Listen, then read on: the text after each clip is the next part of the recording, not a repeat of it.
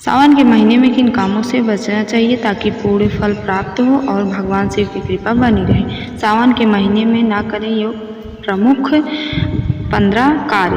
बाल कटवाना, दाढ़ी बनवाना। सावन के महीने में बाल कटवाना या दाढ़ी कटवाना अशुभ माना जाता है। इसीलिए सनातन धर्म में साधु संतों की तरह जीवन जीने की प्रेरणा दी जाती है।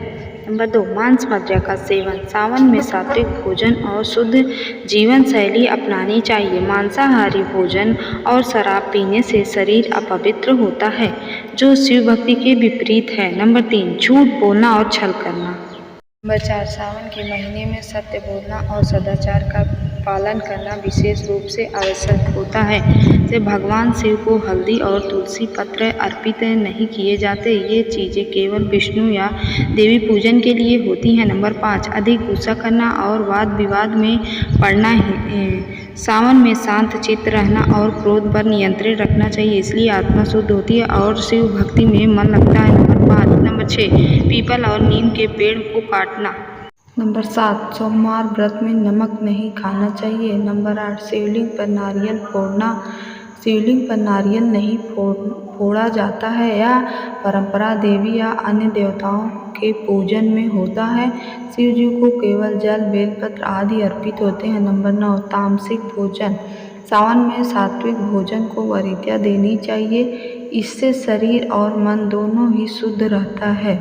नंबर 10, देर रात तक जगना।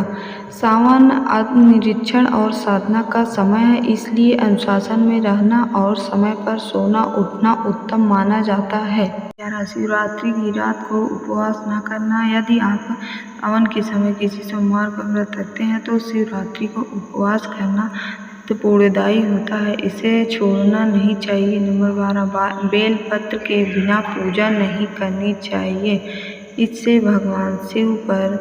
नंबर 13, जल चढ़ाने के समय नियम। शिवलिंग पर जल चढ़ाते समय हमेशा दाएं हाथ का प्रयोग करें और जल की धारा निरंतर होनी चाहिए।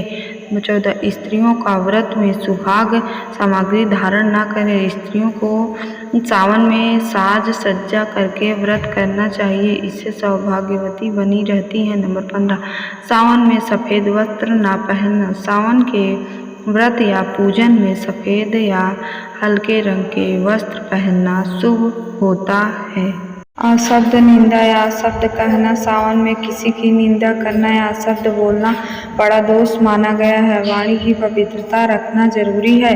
नंबर 17, पूजा के बाद हाथ धोएं। बिना कुछ पूजा कर्म के बाद हाथ मुँह धोकर ही अन्य कार्य करने चाहिए, इससे पूजा का प्रभाव बना रहता है। मित्रों, धन्यवाद। हमारे चैनल को लाइक और सब्सक्राइब करें, कमेंट में हरि ओम लिखें। धन्यवाद मित्रों।